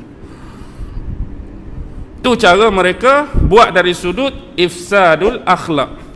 Yang kedua, mereka nak apa? Tahtim al-fiqrah, memusnahkan misi, visi dan idealism Islam, fikrah ataupun kefahaman Islam. Bila seseorang tu dia dah jauh daripada pegangan dan pengamalan agama dia, maka dia akan mencari sesuatu yang layak dan sesuai bagi dia. Contoh, dia sebenarnya Islam, tapi bila dia dah mula jauh dengan misi Islam, visi Islam, ketetapan Islam dan idealisme Islam, mesti dia nak mencari satu pegangan untuk dia pegang. Maka yang ditawarkan kepada mereka ialah apa? Yang kita panggil ism. Mereka yang create ism yang penuh kepalsuan dan kebatilan ni, ada nama secularism, ada nama nationalism, ada nama liberalism, ada nama pluralism, ada nama feminism, ada ism tu ism ni. Inilah cadangan kami untuk kamu yang mencari-cari pegangan. Ingat, apa pun nama kepalsuan dan kebatilan, di belakangnya pasti ada pengikut, tuan-tuan. Pengikut pula seorang ke ratus ke ribu. Di belakang liberal ada ratus ke ribu, tuan-tuan. Ribu. Di belakang pluralism, ribu. Di belakang sekular, mungkin juta. Di belakang nasionalisme, mungkin juta. Di belakang feminisme, mungkin juta. Ism lain juga mempunyai pengikut-pengikut yang ramai. Setiap kali kebatilan dan kepalsuan muncul, pasti ada pengikut. Kita dah sebut hari itu, yang mengaku Imam Mahdi, ada tak orang nak akan ikut dia tu? Adalah 2-3 orang. Maksudnya dia berjaya cari pengikut. Mengaku jadi Nabi, adalah 2-3 orang ikut dia. Mengaku jadi Rasul, ada 2 orang ikut dia. Hak mengaku Tuhan pun ada orang ikut dia. Bab-bab pengakuan ni kita tengok rasa pelik, rasa ajaib, rasa amazing, rasa wonderful. Hak dia tunjuk tu menyebabkan kita rasa tertarik untuk mempercayai dia. Pegang kelapa, tiba-tiba keluar santan. Oh, hebat dia ni. Nabi sungguh kot. Dah, pegang ketui tanah jadi emas. Pegang tu jadi ni, pegang tu jadi ni, pegang tu jadi ni. Nampak hebatlah pada dia. Jadi bila dia mengaku sebenarnya aku hebat ni kerana aku Imam Mahdi. Oh. Sebab kita dah dipertonton, dah dipertunjukkan, ilmu kita pula tak banyak. Akidah pun tak belajar, syariat pun tak belajar, hanya tengok benda-benda macam tu terus kita percaya, habis. Jadi kita diperbodohkan. Baik, kembali. Yang kedua apa tadi, tuan-tuan? Mereka nak merosakkan misi-misi dan idealism Islam tadi. Akhirnya datang benda-benda tu. Benda-benda tu kebenaran ke syubhat? Syubhat. Syubhat pada agama, syubhat pada Allah, syubhat pada Rasul, syubhat pada syariat. Tak cukup dengan izm tadi, mereka mula menyerang dengan izm dan pandangan kebebasan tadi. Serang. Nak serang sungguh. Nak bebas sungguh. Terutama geng liberal ni nak bebas sungguh. Kalau kita tanya betul, dia nak bebas daripada apa, tuan-tuan? Kita mesti menjadi manusia yang bebas, rakyat yang bebas. Bebas daripada apa? Agak-agak dia nak bebas daripada apa, tuan-tuan? Bebas daripada kekangan dan halangan agama. Agama ni jadi penghalang bagi dia. Jadi untuk merealisasikan liberal pemikiran ni, kita kena lawan hak agama duk halang kita. Tengok orang lain duk minum arak, kita tak boleh minum sebab agama marah. Tengok orang lain duk berikhtilat jantan perempuan, enjoy, suka, happy, kita hari ni sebab agama marah. Jadi kita ni terhalang nak buat benda-benda macam orang lain tadi sebab duk terikut-ikut dengan kolok dan jumud agama yang diada-adakan oleh ulama-ulama dalam Islam. Hatu tak boleh, hak ni tak boleh, hatu tak boleh, hak ni tak boleh. Betul, nak minum arak tak boleh, nak berzina tak boleh, nak berjudi tak boleh, nak melacur tak boleh, nak menipu tak boleh. Jadi nak bagi boleh, nak jadi bebas tadi, kita kena lepaskan dari kita dari kekangan agama. Bila sebut agama saja nak bebas. Tapi kebebasan ni tak mutlak lagi. Kalau betul nak bebas, biar kena bebas semua.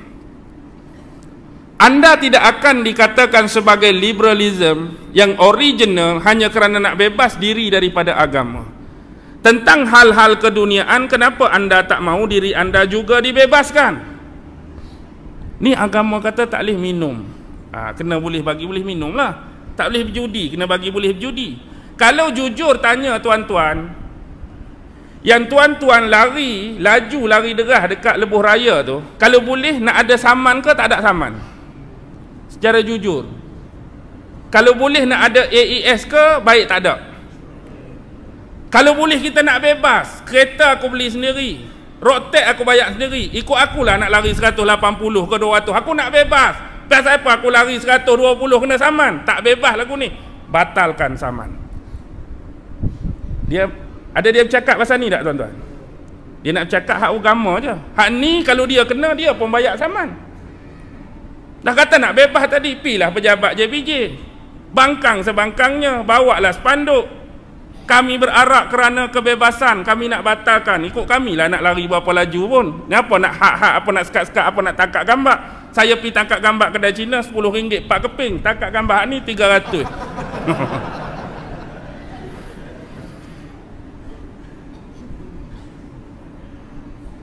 Tak. Ikut kita lah nak buat apa. Dan apa-apa hak lain sekalipun. Kita nak buat apa pasal apa? Dilarang. Aku ni meniaga dengan duit aku. Aku nak buka tepi jalan ke, buka tepi longkang ke, buka tepi apa, tiba-tiba orang mari nak angkut dengan lori dia. Kebebasan apa ni? Ikut akulah nak meniaga. Aku bukan curi barang orang pun. Tapi hakikatnya diangkut. Bebas ke tak bebas tuan-tuan? Tak bebas juga. Batalkan semua jenis lesen-lesen ni. Ikut orang lah nak meniaga kat mana pun. Orang nak cari duit, orang nak cari rezeki. Mereka penting kat benda ni? Tak pun. Nak kata nak bebas sangat. Maksudnya hal-hal yang keduniaan tadi, kalau mereka kena, mereka bayar. Mereka tak banyak cakap, tak banyak mulut pun. Sebenarnya kebebasan yang dilaungkan cuma nak tarik orang Islam keluar agama, tu je. Bab lain tak sentuh pun. Ataupun alah kami orang bawahan asyik diberi arahan, akta tu lah, akta ni lah, perintah tu lah, perintah ni lah, pekeliling tu lah, pekeliling ni lah. Kami cadangkan kita semua bebas, tak payah ada pemimpin, tak payah ada rakyat, semua jadi rakyat saja. Kami tak mau diarah oleh siapa-siapa. Ada siapa berani? Oh, jangan kata saya ni meracun pemikiran Masjid Ridwan Hulu Kelang jadi macam tu. Maksud saya kita persoalkan, dah nak liberal sangat kan? Pasal apa hang kena jadi ketua? Tak mau ketua-ketua, semua kita sama aja, liberal. Tak payah hang nak perintah aku, tak payah aku diperintah oleh kamu. Masalahnya liberal tentang isu agama. Liberal yang nak merosakkan akidah dan syariat orang Islam. Macam-macam pertikai. Sampai dulu agama ditohmah, Nabi ditohmah. Pernah dengar tak Allah Tuhan ditohmah tuan-tuan? Pernah dengar Allah dan Tuhan ditohmah? Bila tohmah Allah, tohmah Tuhan, dia berkata apa tuan-tuan? Ini adalah kebebasan berpendapat, kebebasan bersuara. Tapi ayat yang lapik dia buat, kita dah sebut hari tu kan. Tak salah nak kata apa kat Allah, tak salah nak kata apa kat Tuhan. Sebab kita kata apa pun, sedikit pun tak terjejas kemuliaan Tuhan. Tuhan tetap mulia, kita kata apa pun kat dia. Sebenarnya ayat tu nak bagi boleh kata. Macam juga sebahagian radikal dan ekstremis, orang-orang Yahudi dan Kristian. Kita ambil konteks Malaysia sebagai contoh. Bila kita sebut tentang Allah, kadang-kadang mereka pertikai. Siapa Allah ni? Jenis nama Tuhan baru yang baru diperkenalkan oleh Muhammad kepada masyarakat Arab, yang sebelum ni Tuhan yang nama Allah ni tak dikenali oleh kami orang-orang Yahudi dan orang-orang Kristian. Kami dalam Taurat selalu disebut nama Tuhan dengan nama apa? Yahweh, Yahuwah. Inilah Tuhan yang sebenar. Tiba-tiba Tuhan ni, nama Allah yang ni kami tak kenal dia. Tuhan baru yang diada-adakan oleh Muhammad. Jadi jangan percaya dekat Muhammad. Kristian pula guna nama apa? Elohim, Tuhan Bapa, tak kenal nama Allah. Mereka seolah-olah nak menafikan Allah tu sebagai Tuhan yang sama, sebenarnya dia Elohim ke dia Yahuwah. Cuma perbezaan dari sudut bahasa dan nama. Okeylah, zaman Taurat kita kata Yahuwah. Sebenarnya itulah. Hak ni Elohim pun hatulah. Hak ni bila mari bahasa Arab nama Allah hatulah. Cuma perbezaan pada perkataan dan sebutan. Contohlah, kita buka Taurat, keluar nama Abraham, buka Quran keluar nama Ibrahim. Orang lain-lain ke orang sama? Boleh tak kita kata sebab ni bunyi Abraham, hak ni bunyi Ibrahim, dia bukan sama ni. Hak betul Nabi Abraham ni, Ibrahim ni kami tak pernah kenal. Bolehkah kita nak cakap lagu tu?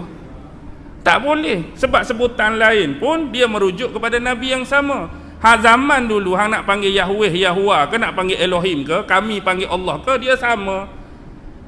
Tapi Yahudi dengan Kristian tak mau menisbahkan dengan Allah, kami tak kenal ni. Anda rasa lucu ke tak lucu benda ni? Tang mana dia jadi lucu? Tang mana jadi lucu? Masa dia nak serang Islam, dia tak fikir, dia tak ingat. Tak ada penisbahan Allah bagi kami. Kami tak pernah kenal Allah, tak pernah kenal nama Tuhan, nama Allah, tak ada terlibat dengan kami. Tapi berapa tahun lepas, Bila isu tentang Bible, hang nak bubuh nama siapa? Tempat lot dengan God tu hang nak tukar nama siapa? Tak ingat ke? Dulu kata tak ada kena mengena. Pasal apa tiba-tiba nak bubuh nama hak tak ada kena mengena? Dulu hang kata Elohim, hak sebenar, Yehovah yang sebenar. Allah ni kami tak pernah kenal. Jadi kenapa nak bubuh hak tak pernah kenal dalam Bible, kamu ganti lot dengan God tu? Dia nak bubuh nama siapa dulu tuan-tuan? Dah kata tak kenal, nak bubuh apa? Bukan ke lucu ke? Kadang-kadang benda ni memang lucu, tapi masa serang dulu dia tak ingat. Satu masa dia sendiri terperangkap dengan kelucuan dia tadi. Dia sendiri terperangkap. Teruklah nama ni, hang letak nama anak perempuan hang nama Arus. Ada Pro 2 Arus kan. Letak nama anak nama Arus. Kita tak boleh anak lagi. Kita leceh nama Arus. Last kali jumpa dengan kawan, anak hang nama apa? Aku pun letak nama Arus juga. Tak, maksudnya faham tak nak bawa konteks tadi? Dulu kita duk peleceh nama ni. Kita berasa gelak nama ni, lucu nama ni. Last kali kita yang guna pakai nama ni pada anak kita. Orang akan gelak tak kat kita? Orang gelak. Sama kita tengok benda tadi. Tak mau nisbahkan Allah atas kita, tiba-tiba nak bubuh dalam kitab kita, Bible kita, nama orang tak kenal. Bukan ke lucu? Okey, yang keempat. Yang ketiga, izabatu syakhsiyah. Apa dia izabah asyakhsiyah? Melarutkan kepribadian. Melarutkan kepribadian bermaksud kita ni hanyut tanpa ada identik diri kita dengan Islam. Seolah-olah macam kita ni nama orang Islam, tapi bila sebut bab nama, lifestyle, bab pakaian, bab apa-apa, langsung kita tengok pada dia tu tak ada ciri-ciri seorang Islam yang sejati. Nama apa? Agama, contoh agama, yes, I am Muslim. Nama-nama. Nama Michael Jackson.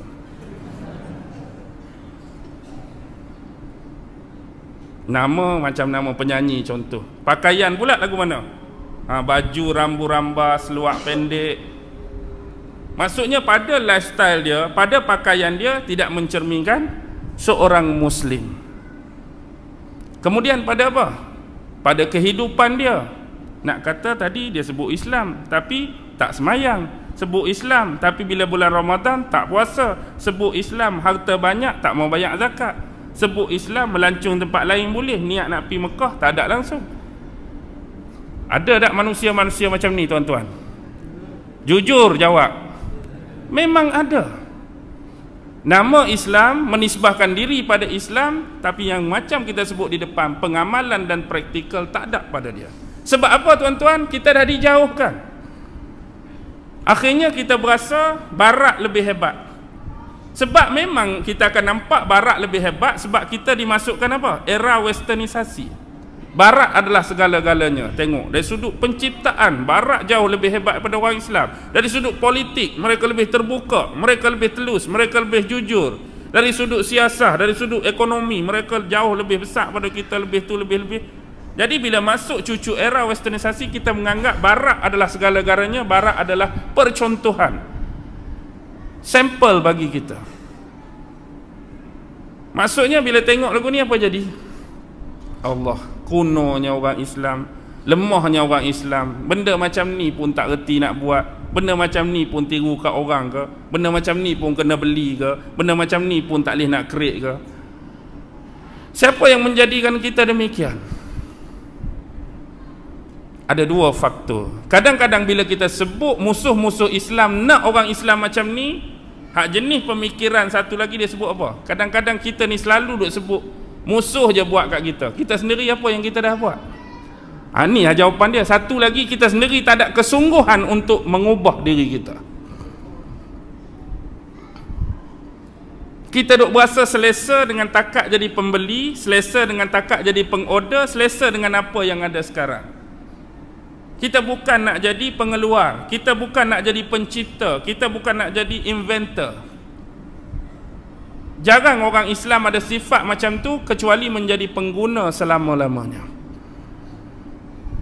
Jadi apa yang jadi? Pemikiran kita, logika kita, rasional kita akan terarah kepada sesuatu yang kita rasa lebih hebat daripada kebudayaan, daripada ilmu, daripada ketamadunan yang kita miliki. Jadi bila semua dah berlepas, maka akan berlaku unsur-unsur pemurtadan, tuan-tuan. Ni paling bahaya. Ni paling bahaya. Kadang-kadang nak tunggu jadi murtad bukanlah sampai ke tahap pengakuan, aku memang dah murtad, aku keluar daripada Islam. Sebab seseorang nak jadi murtad tu mungkin boleh berlaku dengan niat, mungkin boleh berlaku dengan perkataan, mungkin boleh berlaku dengan perbuatan. Kadang-kadang kita duk ambil hak umum, selagi aku tak kata aku dah murtad, aku keluar Islam, bila murtadnya? Kadang-kadang perbuatan kita tu dah lama menyebabkan kita murtad, perkataan-perkataan yang keluar daripada mulut, sebagaimana yang kita kata hak ni paling core sekali, tapi kita sebut benda-benda lain yang boleh menggelincirkan akidah, kita anggap tu ringan, kita anggap tu tak ada masalah. Sedangkan perkataan-perkataan tu kita dah sebut sebelum ni. Contoh dalam bab syariat, ulama-ulama syarah, siapa yang kata hukum buatan manusia, idealisme buatan manusia, pemikiran manusia jauh lebih baik daripada syariat-syariat dan undang-undang Allah, apa jadi?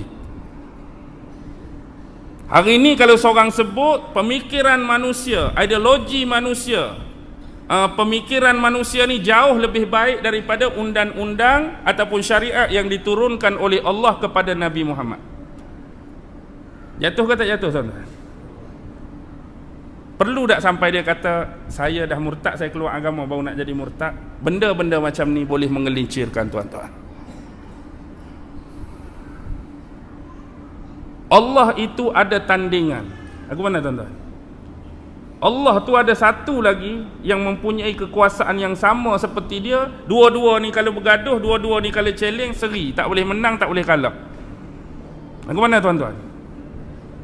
Bahaya ke tak bahaya ucapan macam ni? Membahayakan akidah, boleh menggelincirkan akidah. Tapi benda macam ni kadang-kadang menjadi bahan lelucuan, bahan jenaka, bahan lawak anak-anak muda hari ni hak tak mengerti pengenalan dan pemahaman mereka yang sebenar terhadap Allah, sehingga perkataan Allah ni mereka buat main-main. Main-main tu sebab tak kena. Kewajipan atas kita bagi mereka kenal, bagi mereka faham. Okey, seterusnya apa akan jadi last kali? Al-wala'u bil kafirin. Memberi walak kepada orang-orang kafir. Jadi orang-orang kafir tak perlu guna strategi core mereka hak dulu, senjata dan peperangan. Kita tak perlu guna dah senjata dan peperangan untuk orang Islam sujud dan tunduk pada kaki kekuasaan kita.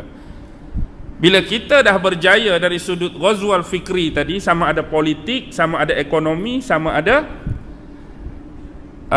ijtimai, sosial, akhlak dan sebagainya, pendidikan dan sebagainya, otomatik walaupun sebenarnya orang Islam tak mengaku dia dah tunduk pada kita, tapi hakikatnya yang berlaku memang orang Islam sedang tunduk pada kita melalui penguasaan kita atas ekonomi dia, penguasaan kita atas politik dia, penguasaan kita atas ketenteraan dia, penguasaan kita atas negara dia. Maksudnya kita yang atur, kita yang canang, kita yang caturkan. Walaupun nampak mereka merintah, nampak mereka berkuasa, tapi di belakang mereka kita yang tentukan apa yang jadi prioriti, apa yang di tahap sederhana, apa yang tak perlu, apa yang perlu bagi mereka, semua kita pegang.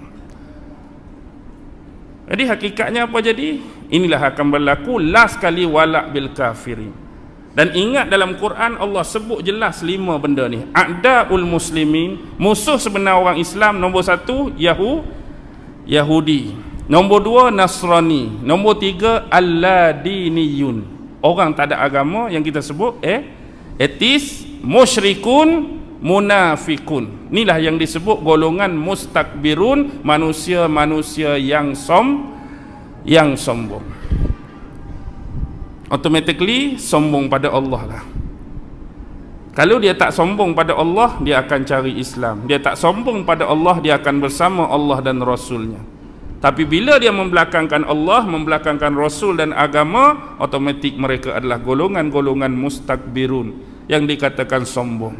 Yahudi, Nasrani, etis, munafik dan juga musyrikun. Yang inilah diperangi oleh Rasulullah sepanjang hayat. Musyrik memang geng-geng Mekah dah, munafik di Madinah, Yahudi di Madinah, Kristian di mana dulu? Hak berdebat dengan Nabi isu ketuhanan Nabi Allah Isa. Nasrani daripada Najran, berdebat dengan Nabi. Hak tak ada agama, pernah tak dalam sejarah bermuamalah, berkomunikasi, soal jawab, debat dengan Nabi? Pernah tak dalam sejarah? Kita tahu musyrikin confirm lah di Mekah, munafik confirm di Madinah, Yahudi pun di Madinah, Nasrani Najran. Tapi bab orang etis ni, pernah tak kita baca dalam sejarah Nabi ada keterlibatan kolaborasi dengan mereka, muamalah, bersembang ke, keluarkan hadis ke tentang mereka? Ada tak? Tak, bukan maksud saya keluarkan hadis tentang orang tak ada agama tu, bukan. Maksudnya Nabi bermuamalah secara real, berdepan pada zaman dia satu golongan yang memang bukan pada empat konteks tadi. Dia bukan musyrik, dia bukan munafik, dia bukan Yahudi, dia bukan Nasrani, tapi dia memang etis sungguh. Ada tak dalam sejarah? Ada tak dalam sejarah, tuan-tuan? Saya pun duk tengah cari tapi saya tak jumpa lagi. Tapi saya nak cari, saya rasa macam kalau kita nak letak pemaknaan etis secara umum memang tak akan ada. Tapi kalau nak letak jenis orang tak ada agama, kita akan jumpa insya-Allah golongan-golongan yang boleh kita katakan sebagai Allah diniyun.